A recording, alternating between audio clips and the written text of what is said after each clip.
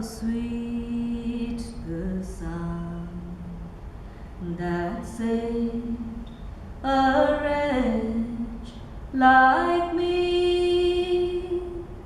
I once was lost, but now I'm found. Was blind, but now I see.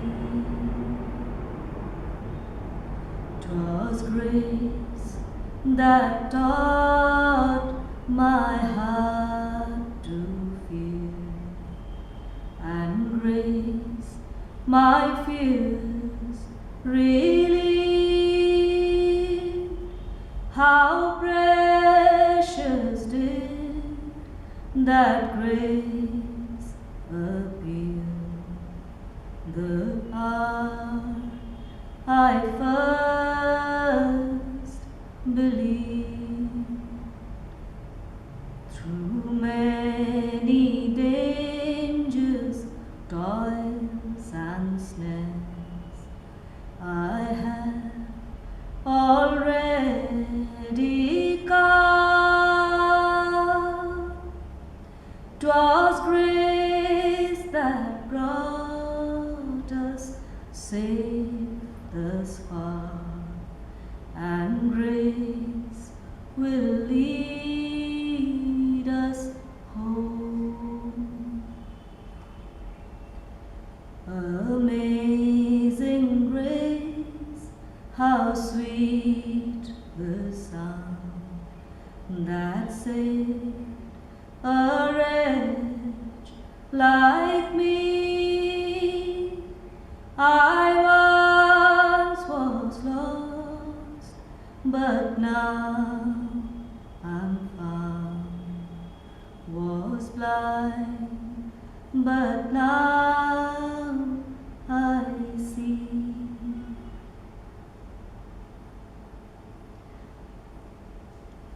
When we've been there 10,000 years, bright shining as the sun, we've no less days to sing God's praise, that when we first begun. Amazing grace, how sweet the sound that saved a wretch like me. I once was lost, but now I'm found. Was blind, but now I see.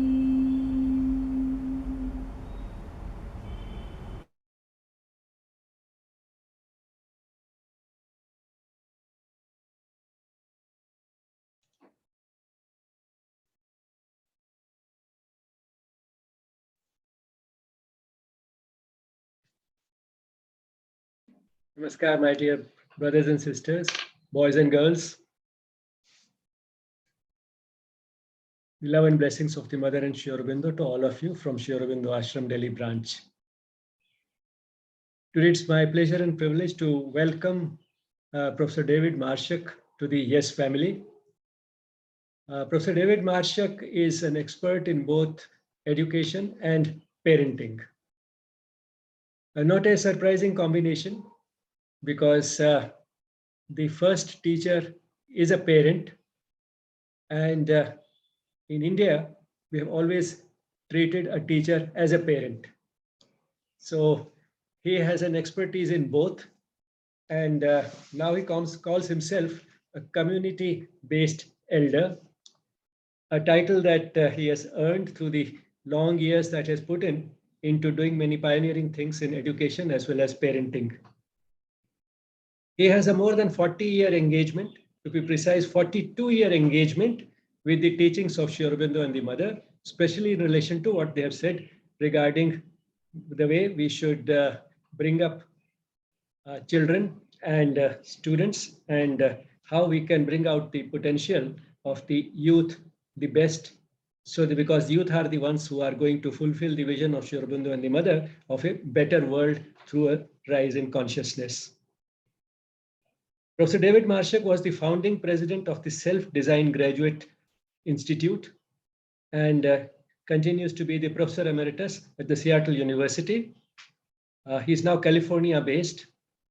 He has written at least 2 books, one of which is Evolutionary Parenting, and here it is, Evolutionary Parenting, which was reviewed in the Ashram's magazine, The Call Beyond. And recently he has published one more book, Common Vision, Parenting and Educating for Wholeness.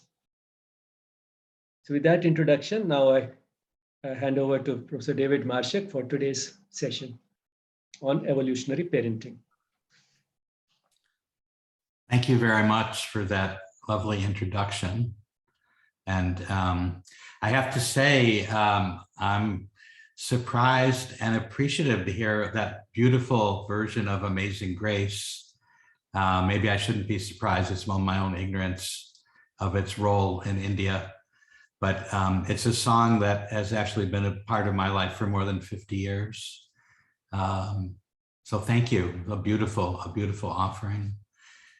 And what I want to do is share my screen here, because I have prepared some visuals to go with this talk. And here we go, voila. It's always nice when the technology works. So I'm going to talk about a couple of different aspects related to this topic. And rather than save all of your questions for the end, what I'm going to do is talk for, whoops, sorry about that, wrong button. Talk for maybe 20-25 minutes, and then invite questions and talk about that, and then have a second talk for 20-25 minutes or so. So I would encourage you, if a question comes up, you can put it in the chat right when it occurs to you, and I'll make sure that I get to it. Or you can hold on to it and wait for the question period. So I had the gift in my own life of being drawn to the teachings of Sri Aurobindo and the mother 40 some years ago. And because at that time I was particularly focused on human development or human unfoldment in the first 21 years of life, because I was a teacher and then involved in getting a doctorate in education, I was particularly drawn to exploring the teachings as they related to a couple of questions. So one was, what is the nature of human beings? And the second is, what is the pattern of unfoldment that's available to human beings in childhood and youth?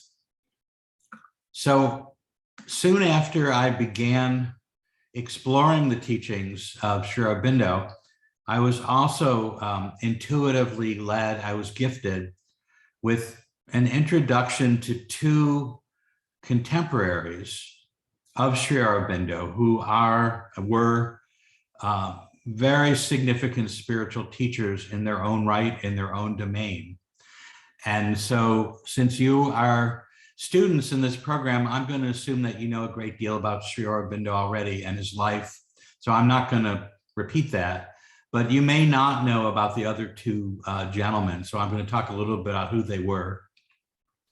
Inayat Khan was born in India. So he is another gift to the world from India. He was born into a Muslim family of great classical Indian musicians. And he was something of a prodigy. He grew up with a father and uncles and grandfather who all were classical Indian musicians. And so in the 1890s, in his teens, he played with his family and toured some of the wealthy families at the time in India. And again, I'm going to assume that you know the social and cultural norms of India in the 1890s, so I'm not going to, again, repeat those. I'm sure you know more about them than I do. So he found himself introduced to what he perceived to be, at the time, a lot of cultural corruption, because he was basically, his family basically played for wealthy families. And this, at the age of 16 or 17, induced in him a desire to leave that life behind and find a spiritual teacher. So he was drawn to the Sufi tradition, and he dedicated about a decade to his work with his Sufi master. And then one of the more amazing activities of the early 20th century, his Sufi master sent him to the West in 1909. So his role was to bring Sufism to the West. And as far as I have been able to gather, there's several traditions of Sufism in the West, all of which, of course, originally came from India in one way or another. But he was the first, and he came with some cousins because his family was not going to send him alone. And again, I'm not going to go into the details. He led a most interesting life. And I'll leave that to your curiosity if you're interested. But between 1910 and 1927, he acted as a spiritual teacher in the United States, in the United Kingdom, in France. He traveled to Russia before World War I, and then again in the West after the World War. And he also, Sufi teachers don't really write books, but he gave many talks and wrote many poems. And he did write one book called The Unity of Religious Ideals, which is actually a very fascinating and insightful discussion of exactly what the title says. He was a man before his time in many ways, but he also, surprisingly enough, wrote and talked about the unfoldment of children and youth in the first 21 years of life. So the other spiritual teacher is Rudolf Steiner. Steiner was an Austrian, although he grew up obviously in the German intellectual tradition. And Steiner is one of the more fascinating intellectual and spiritual figures of the early 20th century in the West, and engaged in really profound work in many, many different domains. And again, I'm not going to try to encapsulate Steiner. And a lot of what Steiner wrote is beyond my capacity for comprehension, my limited capacity. But Steiner also wrote about human unfoldment in the first 21 years of life. And in addition to that, in 1919, Steiner had a significant spiritual following in Germany and in France and the United Kingdom, and to some extent in the United States. And if you may recall, Germany after World War I, Germany essentially lost the war, and it was not as destroyed as it was after World War II, but it had significant destruction. And one of Steiner's spiritual teachers was the owner of all things, a cigarette factory. And he asked Steiner to create a school for the children of the workers in his factory. It was called the Waldorf cigarette factory. And so Steiner created the first Waldorf school. And you may be familiar with Waldorf schools since they're around the world. And so what Steiner did was, because he didn't want to engage any existing German teachers in his school, because he knew that they would not have the appropriate consciousness, he recruited some of his spiritual students and then gave a series of lectures to describe how the school should operate. And this is kind of a good news, bad news story, which is that if you're at all familiar with the Waldorf School curriculum, 100 years later, it's a brilliant, integral, holistic curriculum, but it's a brilliant, integral, holistic curriculum that was created for children in Germany in 1919. And one of the arguments that I would make is that if Rudolf Steiner were creating a school today in India or in the United States, he would create his consciousness would create a very different kind of school. But unfortunately, from my point of view, the Waldorf movement doesn't have a capacity for large scale evolution, which is a big problem because Steiner himself was a teacher of spiritual evolution. So there's an unfortunate irony here. What I discovered in my studies was that while these three spiritual teachers each had their own language, and Inayat Khan mostly spoke in English in the West. Obviously Sri Aurobindo wrote in English, Steiner wrote in German. But even within that, they each had different ways, different kinds of terminology for different, soul and spiritual qualities and components and manifestations. My argument in my analysis of their work, which I was, really deeply involved in for more than 5 years on a pretty much a full-time basis, is that they were describing the same reality of human beings. And interestingly enough, a little bit later, and so this was taking place, let me move to the next slide here, between 1910 and 1920. So the primary texts from these three teachers were written and published in this decade. And in the following decade, in the 1920s and 1930s, Jean Piaget, who was a Swiss philosopher scientist, began studying patterns of human development in children and adolescents, and basically began publishing his work in the 1930s and 40s. Because he wrote in French and because of World War II and the enormous dislocation, his work was not translated and published in English until the 1960s.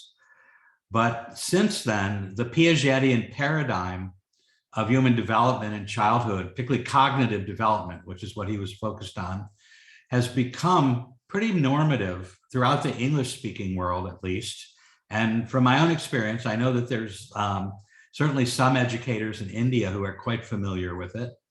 So what's interesting, particularly about Piaget's work, is that Piaget's work fits entirely within the paradigm described by Sri Aurobindo, Hazrat Inayat Khan, and Rudolf Steiner, which, just to save some language, I call the common vision. And this is the book that describes a couple of things. It describes the common vision. It tells a little about who these people are. I looked at the independent visions of each teacher. I then went and spent time in a class or a school that was based on the teaching of that particular teacher.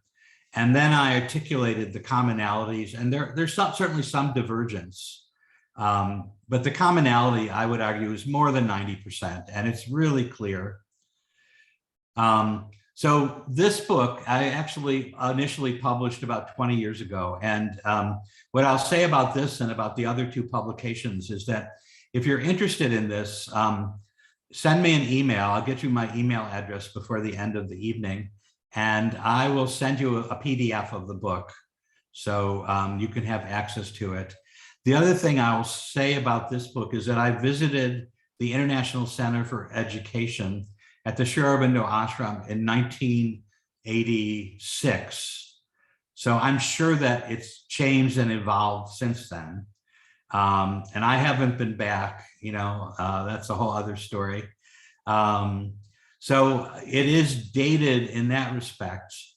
The description of the Waldorf School is not dated, and I would argue, unfortunately, it hasn't evolved. And then the Sufi tradition hasn't really been effective at establishing a network of schools. So there are a few schools, but they're independent and they don't really have the same quality as the other two schools. So anyway, this is a resource I'd be delighted to make available to you if you're interested.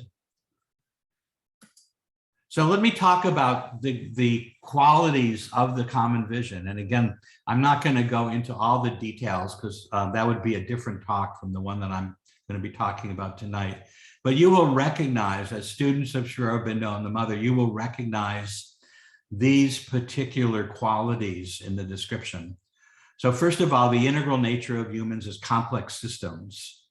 And this is a particularly key aspect of the teaching. And it's very central to all three of these teachers. And it's particularly important as an evolutionary step in understanding, our nature and our capacity as human beings. So the second is the soul as the inner teacher. And this is clear and explicit in each of these teachings. The third is the capacity of humans to unfold. Two of the words that are used, I don't know if these are words that are used in India, but if not, they would be worthy of your attention. So emergence, I think that's pretty clear. Unfoldment, emergence, the notion that these capacities and potentials exist in the human organism. And so it's not about that we have to put them in, but rather that we want to create the environment and the support and the nurturance that invites the emergence and that nurtures it and supports it. And then the word autopoiesis, which is a term that was coined by a gentleman named Umberto Maturana, who I think Umberto died a couple of years ago, but he was a Colombian philosopher, originally a biologist, and then a Colombian philosopher who really, as a philosopher and biologist, so he was an integral thinker and transcended those categories and coined this word autopoiesis to capture this quality of self-designing or self-unfoldment, the capacity for the self to manifest. And then he wrote a great deal about it, a lot of which is pretty difficult. Again, he wrote primarily in Spanish. So again, for me at least, as an English speaker, there was some problem there. And it's interesting and at times complex work, but very much worth the effort if you're drawn to it. So the fourth one is this notion of stages. Piaget captured this, and then this became really, kind of central to understanding of early childhood, particularly in the West. But the notion of the three stages, so the stage from birth until the transformation of the teeth, and then from the transformation of the teeth into puberty, and then from puberty to the manifestation of early adulthood, whatever that comes. And one particular experience I had of that, which I think I'll just share briefly, and this had a big effect on my life, is that I was really engaged in this work, some 30 some years ago. And I had the great good fortune of to become the step parent of a 5-year-old girl, stepfather of a 5-year-old girl. And so I got to know her and experience her toward the end of the first epoch or era. And she had this brilliant imaginative life and this brilliant capacity for engaging not only herself, but her peers in a rich, creative display of imaginative life. And even talking about it now, it just, I can remember, how intriguing it was for me, both, and how warming of my heart it was just to sit, on the edge of the room and listen to her spin out the description of the imaginative world as it manifested in her consciousness. And 2 years later, at the 7.5, and 8, as she moved into the second era, it all went away. And her consciousness as a child, of course, was that she didn't have metaposition on her own unfoldment. And so she wasn't really aware of what was lost and what was gained. And of course, what was gained was her engagement in the physical world and her beginning to develop mastery in the physical world, being able to understand the world and be able to do things in the world and to be able to have a quality of mastery in her life.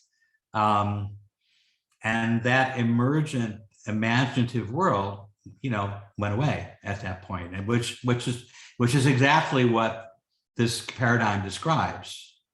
But as a parent, I experienced a great deal of loss, obviously, as well as a great deal of gain, which was the gain, of course, is seeing your child step into her power and capacity and capability, which of course are values all in themselves. So here's my email address. I knew I'd stick it in here somewhere. So if you'd like to take a note of this, and as I say, there are 3 publications that I will offer to you as PDFs this evening, and be delighted to share them with you. And so this is the book that what I did after I published The Common Vision was, originally it was essentially an academic book. And I do have to confess that initially it was my doctoral dissertation. And, I had the great good fortune of being in probably the only graduate school of education in the US that would have allowed me to do something I don't know what the adjective here is. I would say interesting, but that might not be the word they would use in academia, as a comparative historical study of 3 spiritual teachers in regard to child development. But I was able to do this, and I began really trying to talk with people about this, and particularly parents, of course. And I pretty quickly found that the degree of academic content in what I was presenting was not particularly helpful in trying to reach a broader audience of parents. So I decided, since I didn't have anyone to take this work forward, that I needed to do it myself. And I decided to write a different kind of book. And first of all, I moved from the term the common vision, which really in and of itself doesn't mean anything, to this meme evolutionary parenting, which I believe for those who understand it means a great deal. What I also found, just as an aside, I would say that I also ran into the reactionary quality of education in the United States, which continues to be disappointing to me, or I might add, say it's tragic. And that is that the public school system in the United States, which still educates maybe 85% of kids, is deeply invested and continues to be deeply invested even now in the industrial paradigm of education, which, if you know the history of this, or maybe if you don't, was really invented by the Prussians in 1810, between 1800 and 1810. And one of the lost historical insights in much of the world is that in the 19th century, Prussia, and then eventually it became Germany in 1870, was really the leading industrial, leading modern, leading philosophical, leading artistic culture on the planet. throughout the 19th century in terms of modernism. Now, there's a whole other issue in terms of traditional culture, and certainly, what is going on in India, what was going on in China, and I'm not talking about that, and I'm not really qualified to talk about that. But in terms of the wave of modernism that has, in many ways, swamped the planet, Germany really led the way. Prussia led the way in terms of, and so they invented industrial schooling to teach kids how to grow up and perform in an industrial economy. And unfortunately, the United States copied this model in the 1840s, and we're still doing it as reactionary and tragic. So somewhere along the way, I decided, after about 15 years of trying to talk to teachers and school leaders about this kind of insight, to give up on that audience and really just talk to parents. And that led me to this project. And again, so this again is a book I'd be happy to send to you as a PDF. So this is very US centric, and you would obviously have to translate it to fit into India. But what I did here was I articulated these 5 key insights, which I will share with you in a couple of minutes, that really ground the common vision's insight into human unfoldment and parenting. And they're really, on one level, it's very simple. Not simple conceptually, but simple in terms of 5 key insights. I then described in a little more detail in the 2nd chapter and the 3rd chapter. And then I went out and I found parents who were parenting from a significant alignment with this insight. And except for Janet and Barry Leah, whose daughter was too young at the time, she was only 14. And so she wasn't really able to articulate her own parenting and education well enough to fit in the book. I found parents who had children who were at least 16, and most of them were actually older. They were between the age of 18 and 24.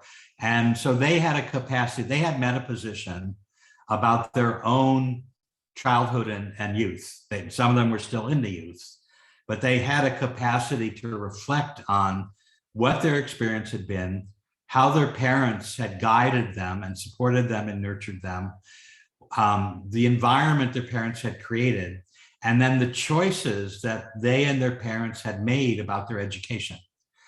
Because one of the constants in all of these families was that the parents had engaged the child, even at a young age, in the decision-making about the educational experience that the child would have.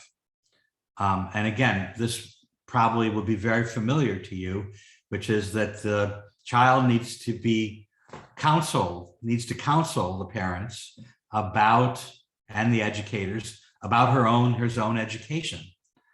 So this is one of the norms in every one of these families. And I found some more. Actually, I had about 20, but I had to cut it down. The book got too big. So these were the best ones.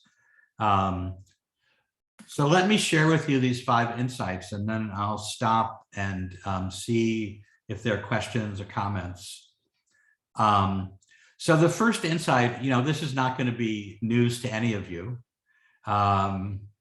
So, in the West, there's a lot of disagreement about first of all, the nature of the soul, what the soul is, how it's manifested. And one of my resources is a book called Changes of Mind by a woman named Jenny Wade. And this book is about 25 years old. And so parts of it are dated, but other parts of it are really brilliant and continue to be brilliant and are timeless, because Jenny Wade had the capacity to essentially read every adult development psychologist and make sense of what was coherent about them.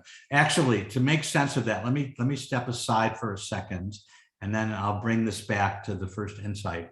So one of the more remarkable and important developments in psychology in the 20th century, in the United States and also in Western Europe, in the West, but particularly in the United States, was that once Piaget and Piagetians, because there are many people who built on Piaget's work, once they began describing stage models for childhood, beginning in the 1960s, a series of developmental psychologists began developing stage models for adult development. And I'm going to share that with you a little bit later in the talk. But one of the key insights that I tied together in evolutionary parenting, because this came to me later in my own work, with the common vision, is this insight into the stages of adult development. So Jenny Wade, 25 years ago, took a look at all of these adult development psychologists and created a common model. But one of the other things that she looked at also was consciousness before birth and after death. And of course, these are both stages that are not really recognized in the West or in academic psychology. And she must have had a good time getting her doctoral dissertation approved as well. And she also describes higher stages, which are recognizable in relation to Sri Aurobindo's description of spiritual development. And so these are also in her brilliant book. But one of the things that she does describe is that she goes through the research of consciousness before birth in memories from adults and describes, let me see, the other consciousness. So citing two distinct courses of consciousness exist before birth and during the perinatal period. One is tied to the fetus, which is development of the physical brain. The other is a mature and displays several characteristics of transcendence. So this is the consciousness of the soul. And what Jenny Wade argues is that there actually is scientific data that from reports, people remembering this later in life, that within a scientific framework supports this assertion. Of course, this is not normative in psychology in the West, but it is pretty interesting, I think. So already the first insight is the wedding of flesh and soul, that the soul is present from the beginning. So the second insight, whoops, there we go. Since the soul in its fullness is present before birth, the soul is expressing its knowing through the vehicle, the physical body, from the beginning of life. The soul is constrained by the infant's physical, emotional, mental limitations, but the will of the infant is manifest from the first day of life outside the womb, sometimes before, and the will of the child at every age and stage is the expression of the inner teacher, the soul's intent. And I won't read this all, you can read it while I'm talking about it. So any of you who are parents know that the will of the infant, the will of the toddler, the will of the young child is profound and very powerful. And in most cases, ultimately more powerful than the parent. And this is the first challenge in parenting. And the simple understanding of this is the will the enemy or is the will the ally? And when I used to do parenting workshops, which I did for about 20 years, in many ways, this was the most important insight for the parents of young children. Now, these parents would come to my workshop and they would be aligned. It wasn't that I had to convince them that the soul existed. They wouldn't have come to hear me and talk with me if they didn't believe that. But they basically all had young children and they were all struggling with the will. And in addition to that, most of them had family members who came to parenting from an earlier consciousness. You know, one of the constants in fundamental Christianity, if you go to fundamental Christianity and you look at their parenting books, what they tell you is that the parent needs to break the will of the child. This is a fundamental insight in fundamentalist Christianity. And I would argue it's probably there in fundamentalist Hinduism. It's probably there in fundamentalist Islam. It's probably there in fundamentalist Buddhism. It's a structure of fundamentalism. And so this is a really critical insight. If the soul is expressed through the will, then respecting the will is the most critical challenge for parents if we want to support the full unfoldment of the potential of the child. And this is really hard. I say here, the work is not about perfection. I mean, again, I'm not going to try to translate into Indian culture because, I haven't been in India for 37 years and all I know is secondhand and all that. But, one of the things in the United States is sometimes you just have to get the kid in the car seat and go. You don't have time to negotiate with your 3-year-old. You just have to put them in the car seat and go, even though they may be intent on looking at that butterfly on the driveway. And, this is not an all or nothing absolute, but it's really about bringing the consciousness of the will as the soul, so that the intent of the parent is that the will is an ally, not the enemy. And when parents get that, that's a profound offering to them. And it really is life-changing. I mean, I've had people do workshops with me and 5 years later send me an email, tell me that one insight changed the whole way in which they engaged with their child. One of the most remarkable kind of gratifications I could get as somebody offering this work. So, and of course, it's not my work. I'm the vehicle, I'm the messenger. This is a work that has been brought to us by these 3, really profound spiritual teachers 100 years ago. So the next insight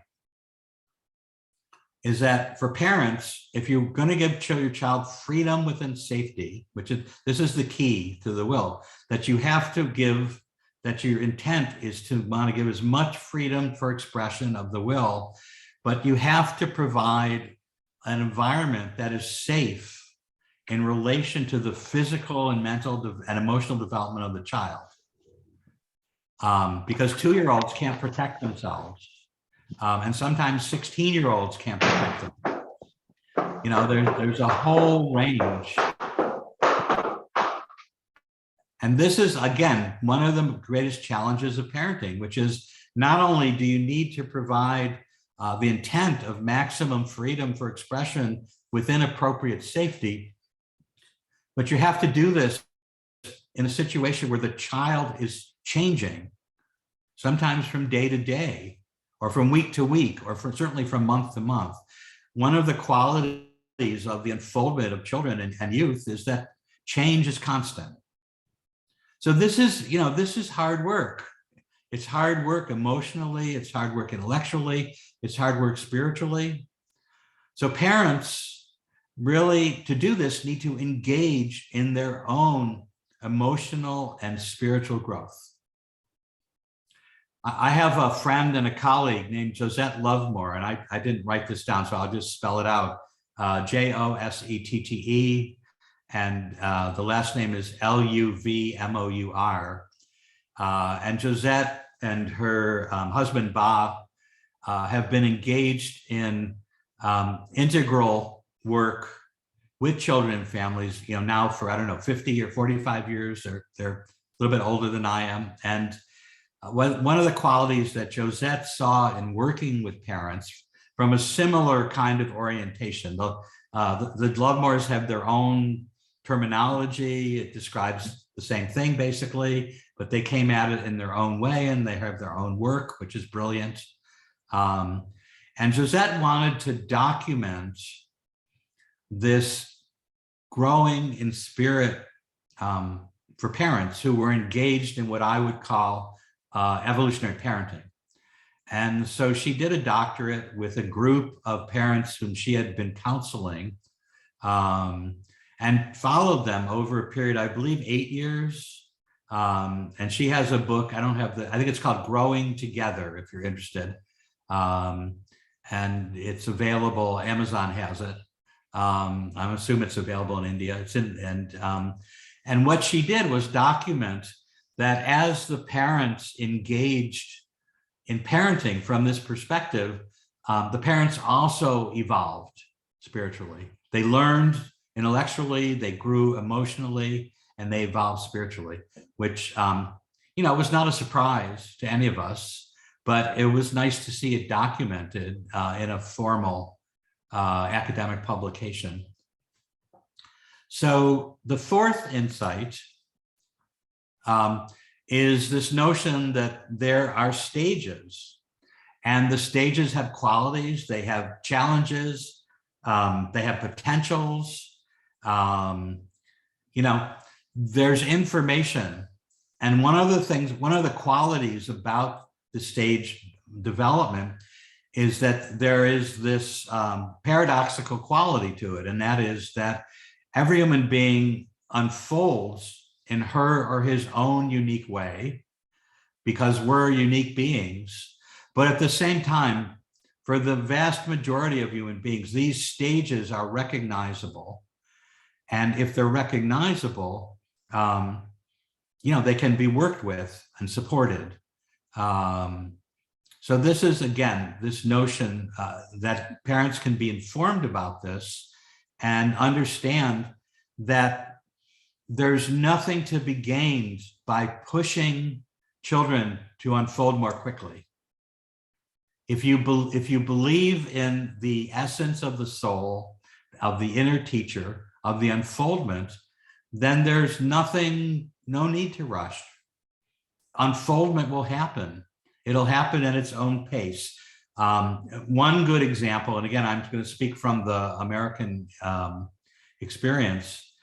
There's a lot of anxiety in the United States about children learning to read. And as the anxiety has grown over the last 40 years, the effort in public schooling and in public preschooling to teach kids to read at a younger and younger age has grown. And so we actually now have a fairly normative demand in public schooling that children should be fluent, by, the age of 5 or 6. They really should be reading fluently by the age of 5 or 6.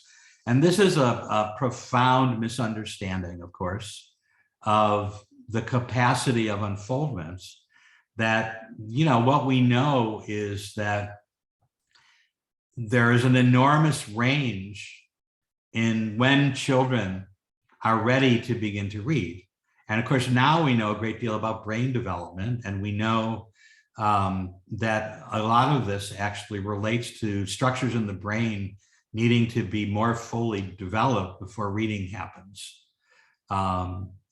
So anyway, to share one example about this, my own stepdaughter, who I was talking about before, this is, of course, everyone thinks their own child is brilliant, but she was a brilliant kid. She is a brilliant adult, and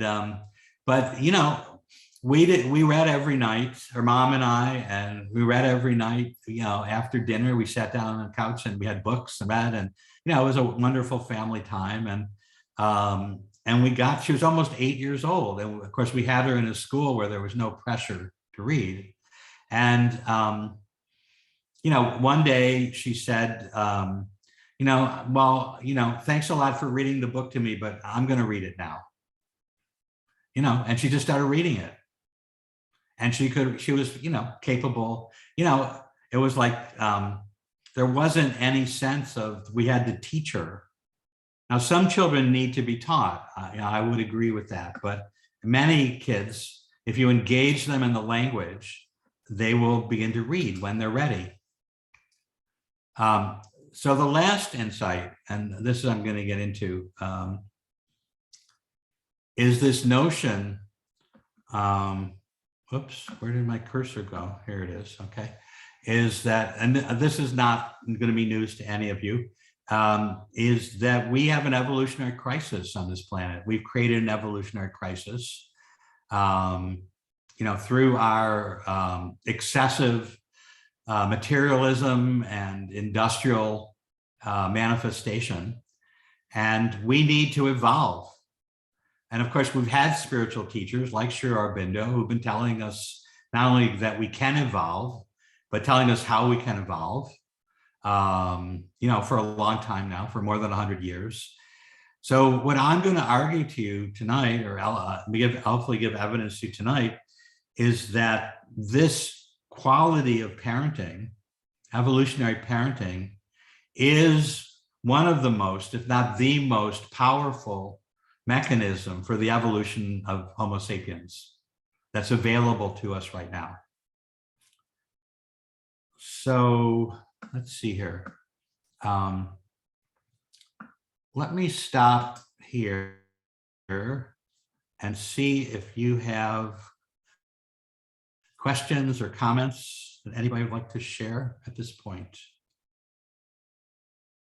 Let me take a look at the chat. I don't see anything in the chat.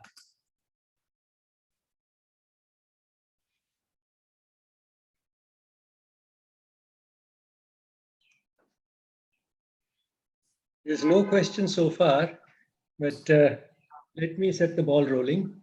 Do you think that to some extent the children choose the parents to which they are born, so that the children who are at a stage where they are ready for the next leap in evolution, they are born to parents who are also at a higher level of evolution or higher level of consciousness? Mm-hmm. Well, there clearly is evolutionary movement in generational terms. And so one of the things that I'll get to in the next segment is that the generational movement is already underway. And again, I'm not going to try to characterize what's going on in India because I don't know. But in the United States, in Canada, in Western Europe, the movement, one of the things that we saw in the 1960s, I know this is ancient history for many of you, but in the 1960s, there was a generation that grew up, I was one of them, which is now called, baby boom generation or boomers. And one of the qualities of this generation, or at least of a significant minority, it was never the majority, but it was maybe 30% in the United States, and probably the same in France, United Kingdom, Australia, Germany, etc., was an evolutionary movement from what I'm going to describe as achievement consciousness or modernism into affiliative consciousness or postmodernism.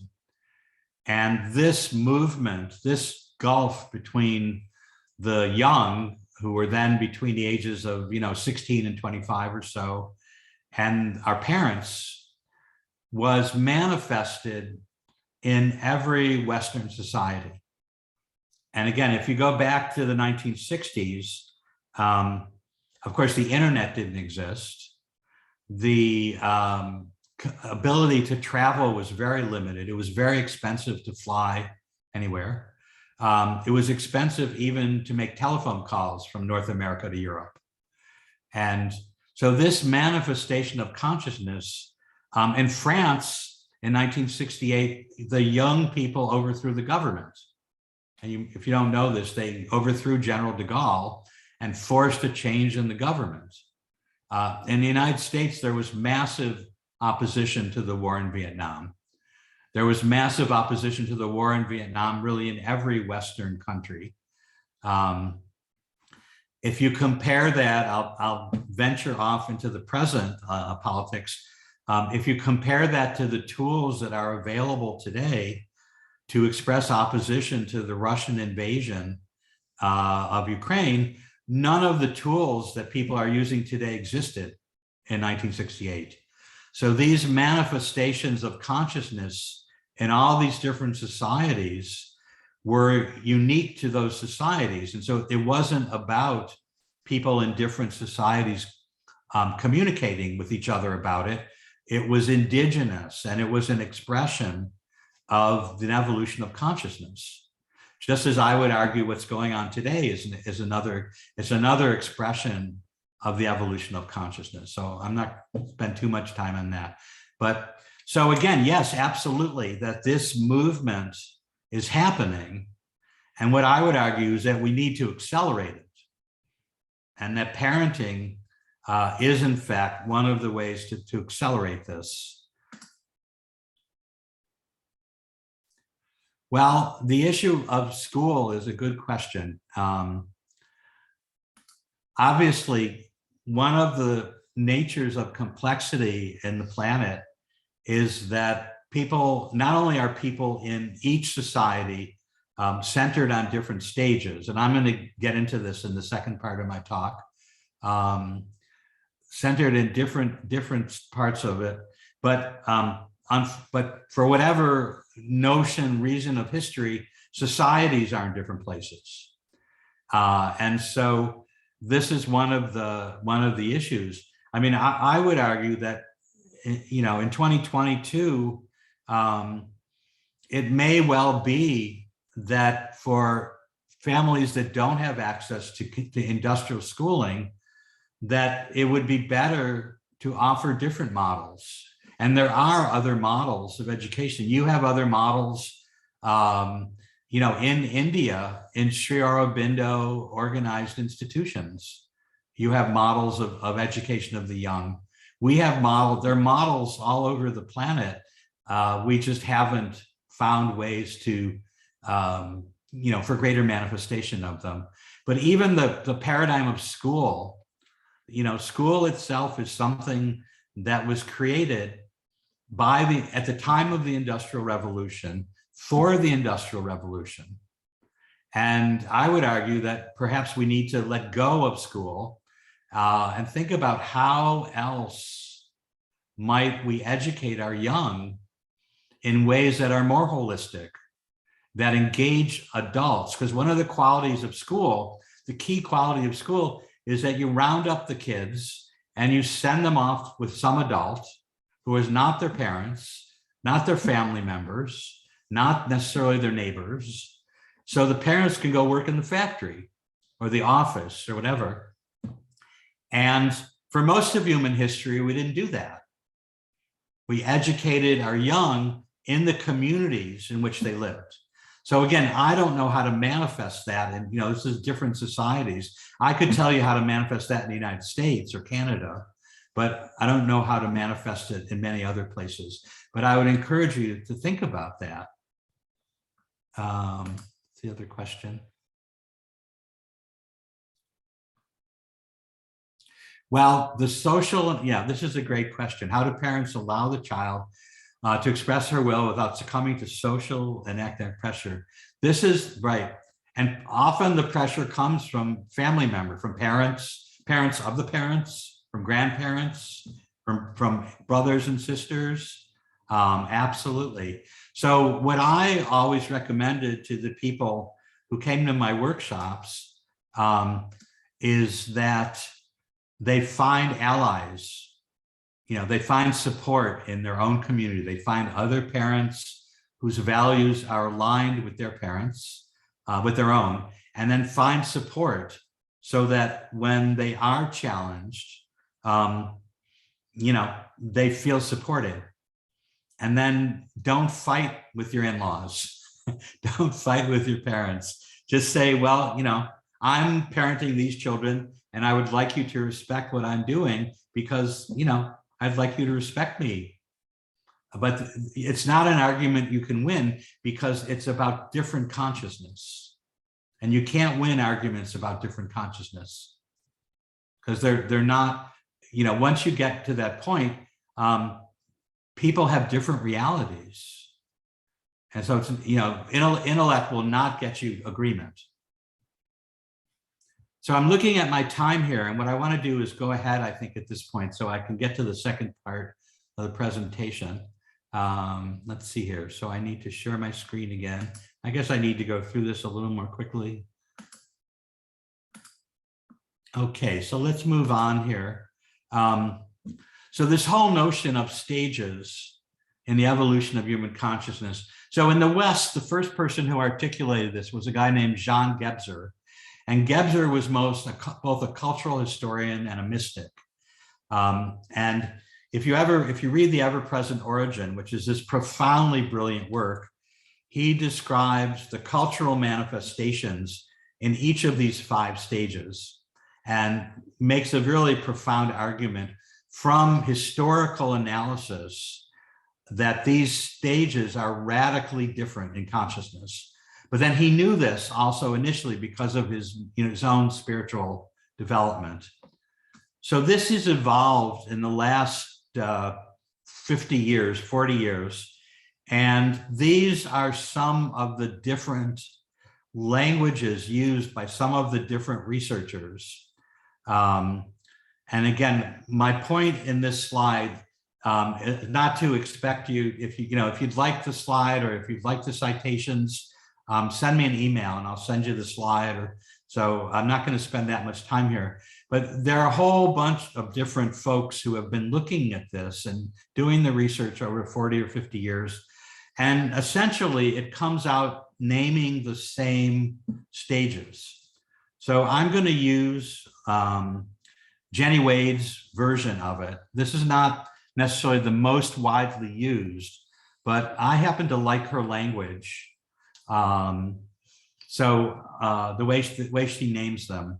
And I'm not going to spend a lot of time on these two because these both, for the most part, reactive really doesn't exist anymore in any numbers. And tribal doesn't really, I mean, one of the activities of modernism is to destroy tribal consciousness.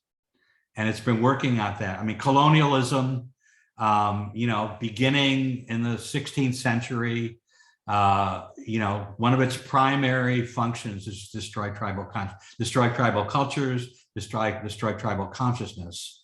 And unfortunately, it's done a pretty good job. And so this notion of tribal consciousness really involves people who have never interacted with people from other structures of consciousness. And there are very few human beings on the planet who are still located in this kind of culture. So where we really see where we are on the planet today, egocentric. So we certainly have human beings who are focused on centered in egocentric consciousness. This is really about, I have the power, I can make you do whatever I want. And if you won't do what I want you to do, I'll just kill you or enslave you or whatever. And again, if we think about human history, for thousands of years, we had empires that did this. So if you look at this historically, one of the assertions about this kind of paradigm is that this is a description of human unfoldment throughout the history of a species. And that these are structures that have unfolded over thousands of years. Homo sapiens now goes back about 300,000 years, I believe. And so there are thousands of years in which these structures came out, and one could argue that egocentric was a positive evolution because it essentially created civilization. I know there are people who argue that civilization was retrograde. It's a different discussion. But we wouldn't have civilization today if we didn't have it then. So then this evolved some 5,000-6,000 years ago into conformist. And certainly this is very much alive and well in the world today. Every form of fundamentalism is described with this consciousness. So in the United States, for example, about 30% of the adults in the United States are centered in conformist consciousness. But in Western Europe, for example, the numbers are about 10%. And this is one of the reasons that the societies in Western Europe, France and Germany and the Scandinavian societies are really more evolved than the United States. And you can see this in the way in which the politics has organized around climate change. So in Germany, for example, there's no argument that climate change is happening. There's no argument that there needs to be large-scale change in the economic and energy system. The same is true in France, although they're going about it differently, Scandinavia, even the United Kingdom, which is less evolved. There's no argument about this. But in the United States, about 30% of the population still believes that climate change is some kind of hoax. That's changing somewhat, but it's very problematic. So achievement consciousness or modernism really began to manifest in the West about 400 years ago. This is the Renaissance and the so-called Enlightenment. If you know Western philosophical history, and then the manifestations of achievement consciousness are science, technology, democracy, and capitalism. And so this is the dominant consciousness on the planet today. And again, one of the qualities of each stage in this paradigm is that at the beginning of its manifestation, it has largely positive effects. And that at some point along the way, the negative effects override the positive effects. So again, even conformist traditional consciousness, when it first began to manifest, was positive because it put limits on egocentric. It put limits on the emperor or the king. You know, there were rules, there were laws, there were limitations. So the same thing is true with achievement in regard to conformist. And then we move along, again, in the 1960s for the most part, although you can see this in European Romanticism or in the 19th century, but it wasn't widespread. But in the 1960s, as I was saying before, in all of these different Western societies, we saw the manifestation of affiliative consciousness. So, and this is recognizable to you, I'm sure, these qualities. And so these qualities have been unfolding. And what happens is as these qualities unfold, the people centered in the previous stages fight back because this doesn't make sense to them.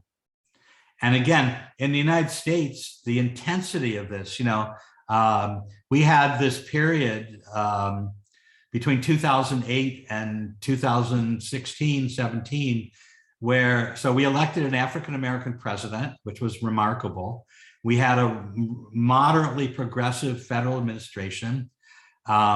We had three large-scale social movements. One was an anti-capitalist movement. One was a movement against, sexist abuse of women. And the third was an anti-racist movement.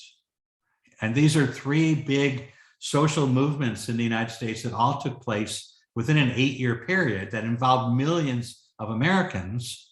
And the response to this was that we elected this reactionary president, Donald Trump, and now we have, a third of the population who are fighting back. So we have people banning books, we have people banning schools, we have, people who are white supremacists. 30 years ago, if you were white supremacists, even the conservatives wouldn't talk to you. But now we have white supremacists, who are in the Republican Party, who are public about it. So this is the tide back and forth. When there's an innovation, there's a pushback. So in these models, folks took the word integral, and again, you're familiar with that, I'm sure.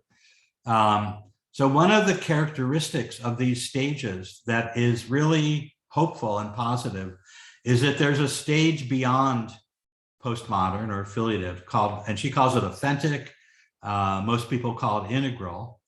And the quality of authentic consciousness or integral consciousness is to perceive the evolutionary unfoldment and to recognize that the people in the previous stages are not evil. They may be attached to retrograde, to reactionary goals. They may be engaged in retrograde and reactionary activities, but there's not something wrong with them as human beings. They're deserving of respect as human beings because they are human beings, and every human being deserves respect. But that there's just the process that we're all caught up in. So from integral consciousness, there's a perception of the spiral of evolution, which frees one of the qualities of affiliative and modernist and traditional is that in each of these stages, people see people in the other stages as being wrong or evil or stupid or certainly unworthy of respect. Whereas from integral, there's this capacity. So there's a freedom from emotional response. There's a freedom from degradation of other people. There's a freedom from conflict necessarily. And there's a freedom to engage people, recognizing that their reality is really different. And this is the stage, I would argue that the more, if we could get, whoops, I went ahead of myself here, but well, let's go, why not? If we could get even 5 or 10% of the population on the planet into integral consciousness, I would argue we could move the global society. We'd have a fulcrum from which to move the global society through climate change. Climate change is going to happen. It's too late to stop it. So the real issue now is how do we respond? We can limit the climate change and we can care for the people who will be most harmed by it. We can do this as a species if we have the consciousness to lead ourselves to do this. And we in the West have particular responsibility to do this because we put most of the carbon in the atmosphere. We have to recognize this, our responsibility, and step up to it. So what I'm arguing here is that evolutionary parenting creates the potential for people to access integral consciousness by the age of 21, which is what I found and describe in my book, Evolutionary Parenting. Half of the young people were really centered in integral consciousness, and the other half were on their way into it. They weren't fully there, but they were clearly on their way into it. And that this, in fact, is the leap that we need to make, and that's available to us. And that Sri Aurobindo and Hazrat Khan and Rudolf Steiner have given us this map of how to do it. So the last publication that I also offer to you is that I got inspired a couple of years ago, first of all by Greta Thunberg and Malala Yousafzai and some other folks who were youth, so before the age of 21, who had become global leaders. And I began searching through the internet for people in their teens who were basically becoming social leaders. And I found, in a week of searching, I found about 40 of them all over the world. And they were all people who were accessing at least postmodern affiliative consciousness, but some of them were clearly centered in integral consciousness. So this is a little pamphlet that I put together to give evidence to this argument that this evolution is happening already, that the young are stepping up already to begin to lead us, and that we need to support them. We need to identify them as they step into leadership, and we need to support them. And the key vehicle for this is really the internet. The internet gives access to authority and to power to people in their teens. And of course, the internet also gives access to a whole lot of degrading, awful stuff. You know, this is the nature of our being. We're very complex beings, and we have all of this. But it certainly gives these young people access. And so in this pamphlet, which I also would be happy to share the PDF with you, I kind of lay out this insight that there is this capacity that we don't need to wait till 21, that there is this capacity. And it's not just Greta and Malala. I mean, they're the ones who've become world famous, but there are many, many other people. And I would argue, if I did this, you know, maybe one of the things I'll do this year is do another round of searching through the internet for people in their teens who are leading. They're creating the nonprofits. They're serving people. They're caring for people. They're leading the way. One of the people that I highlight in that pamphlet is a young man named Boyan Slat, S-L-A-T. And so when he was 16, he's a Dutch national. And when he was 16, he decided that he needed to clean up the plastic in the ocean. So this is a task that, you know, most adults have decided can't be done. And so I think he's now 24. He's raised some hundreds of millions of dollars. He's hired engineers. He's created a nonprofit. He built a wing which went out in the Pacific from San Francisco to trying to collect plastic. It didn't quite work. And so now he's on his second iteration in the Black Sea. No, in the Baltic, I'm sorry, trying to get the wing. The idea is that the wing would work with the tides to gather up the plastic, and then it would concentrate it so it could become picked up and carried away somewhere.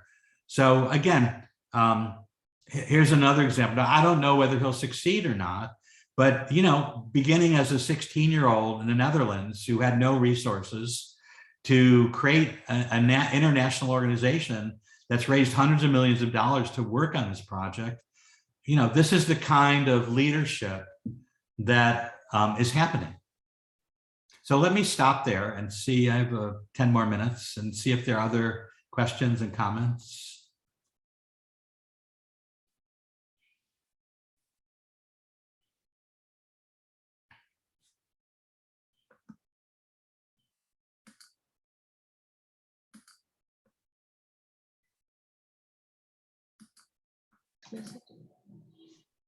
It seems people are just still thinking about all the profound ideas that they've heard, and take them time to come up with questions.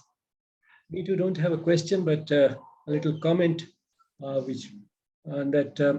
you brought out was that the movement from the postmodern to the integral consciousness has meant that now we have people who, unlike those in the postmodern consciousness, don't look down upon those who were at a lower level of consciousness, but show a greater understanding. Understanding also, if we talk in terms of rebirth, which the Hindu tradition believes in, that these are the people who may not be there today, but maybe in another few lives, they'll also be at the level of integral consciousness. So they're not really radically different. They're not just human beings. They are also souls on the same journey. And therefore, those at the level of the integral consciousness today can show greater understanding towards the rest of humanity. Mm-hmm. And you know, just to speak for myself, I have access to integral consciousness. I'm very provoked at times by what's going on in the United States today, by Donald Trump, by people who are supporters of him, by the whole manifestation of white supremacy, by the racism and bigotry. So I'm very provocable. And what I try to do personally is when I'm provoked, when I'm angry or when I begin to feel hatred, is to really remind myself that this is not helpful. It doesn't serve me and it doesn't serve my aspirations to be of value. And sometimes I'm able to disassociate from it. Sometimes I need to be angry for a while first. But this is a very intense time in the United States. And I'm sure if any of you are aware of that. I mean, it's a very intense time in the world. And obviously it's what's going on. I don't want to get too political, but I don't want to ignore this either. What's going on in the world today in relation to the Russian invasion of Ukraine is also, I would argue, a unique evolutionary manifestation of a positive manifestation that it's just not acceptable to the majority of people on the planet who have access to the internet for one country to invade another country. And this, again, since we've been invading each other forever, if we could put a stop to this would be an enormous, step toward evolution.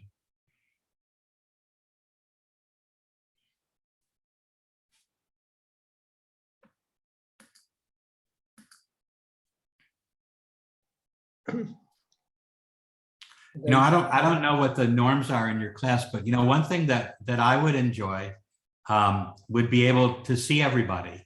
So I don't know if people come on video in your class but if those of you who are able to come on video, I'd love to be able to see you and see your faces. Oh, thank you. It just, makes it personal. So I really enjoy that. Thank you so much. Thank you. That's great.